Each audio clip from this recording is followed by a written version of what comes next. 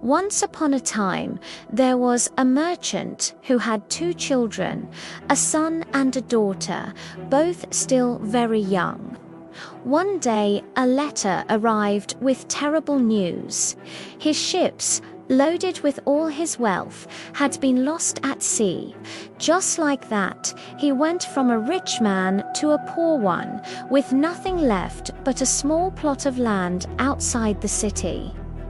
To take his mind off his misfortune, the merchant often walked in his field.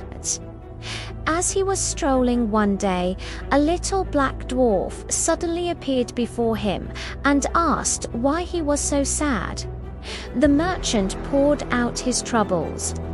The dwarf replied, "If you promise to bring me the first thing that rubs against your leg when you return home, I will give you more gold than you could ever wish for." The merchant, thinking it would surely be his dog, agreed without hesitation and sealed the promise with his signature. But when he got home, it wasn't his dog who greeted him first, but his beloved son, who joyfully ran and hugged his legs. The father was horrified.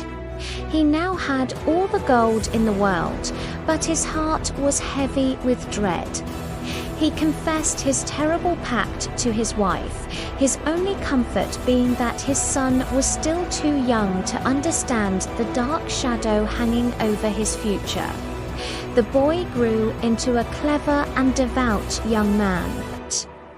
As the day of the dwarf's return drew near, his father became so distraught that his son finally asked what was wrong. The merchant told him the story of the cursed promise. "Don't worry, father," the son said calmly. "God's will is stronger than any dwarf's magic." When the time came, the father and son went to the field. The son drew a circle on the ground, and they both stood inside it. The little black dwarf appeared and demanded the boy. The father, trembling, refused to speak. The son said, "What power do you have over me?" After a long and heated argument, they agreed that the boy would not be taken by force. Instead, he would be placed in a small boat moored on a river, and his father would have to push it adrift himself, leaving his fate to the currents. So the boy said his goodbyes, stepped into the boat, and his heartbroken father pushed it away. The boat drifted down the river until it ran aground in an unknown land. As the boy stepped ashore, he saw a magnificent castle before him. He entered, but it was completely empty and silent, as if enchanted. He wandered through many rooms until he found a final chamber. There, a beautiful maiden sat on a chair, and she cried out with joy upon seeing him. "Thank heavens you've come," she exclaimed. "I am a princess, cursed by a wicked dwarf to be trapped in this castle. I have been waiting for a hero to save me. You are the king of this land now, but to free me completely, you must do one thing." She explained that for 3 consecutive nights, 12 black-robed men would come to him. They would torment him, but he must not utter a single word, no matter what they did. If he could endure this without speaking, she would be free. The young man promised. That night, the 12 men came. They beat him and tortured him, but he remained silent. The next night, they returned, and the ordeal was even worse, but he clenched his teeth and made no sound. On the 3rd and final night, they were more brutal than ever, but he endured it all without a word. As the clock struck midnight, the men vanished. Suddenly, the princess appeared before him, radiant and more beautiful than ever. She kissed him and told him he had broken the curse. The enchanted castle was now his kingdom, and she would be his queen. The wedding was celebrated with great joy, and the young king and queen lived happily. Some years passed, and the king felt a deep longing to see his father again. The queen was hesitant, knowing that misfortune might follow, but she couldn't deny his wish. She gave him a magical ring, saying, "Wear this, it will instantly transport you wherever you wish to go. But you must promise me one thing. Never use it to wish me away from here and to your side." The king promised, put on the ring, and wished himself back to the city of his birth. He found himself outside the city gates, but everything had changed.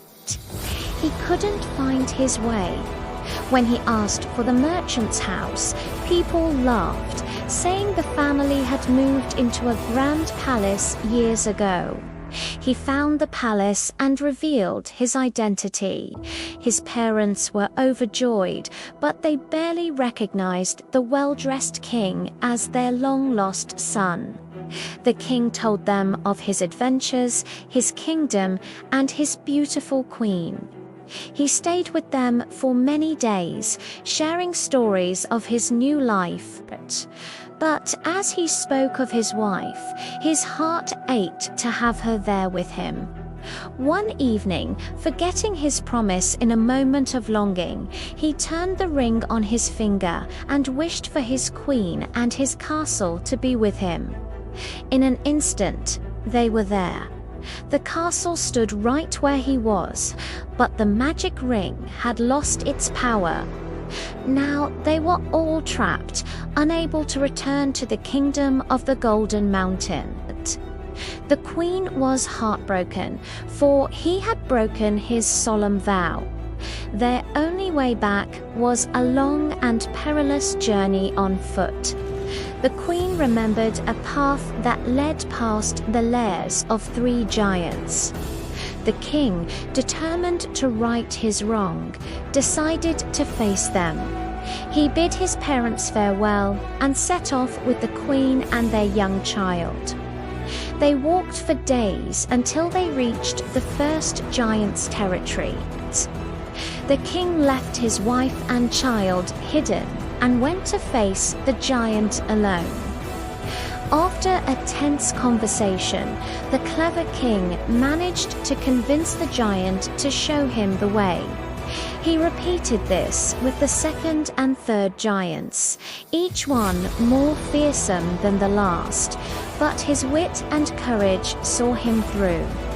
Finally, they reached the border of their own kingdom, the Golden Mountain. But their journey wasn't over. As they neared their castle, the queen's old enemy, the very same dwarf who had cursed her years ago, appeared. He had been waiting. The dwarf snatched their child and fled towards a chasm. The king and queen watched in horror. But the king, thinking fast, remembered a magical flute he had acquired on his journey. He played a tune that made everything and everyone dance. The dwarf, unable to resist, began to dance uncontrollably, dropping the child. He danced closer and closer to the edge of the chasm until he tumbled in, disappearing forever. With the dwarf finally defeated, the king and queen returned to their castle, their child safe in their arms. They ruled the kingdom of the Golden Mountain with wisdom and love, their happiness now truly secured. They had faced curses, giants, and their own mistakes, but their courage and love for each other had conquered all. And so they lived out their days in peace and prosperity. Thank you for watching this story unfold with us. If you enjoyed this journey to the Golden Mountain, don't forget to like, subscribe, and hit the notification bell for more tales of magic and adventure. See you next time.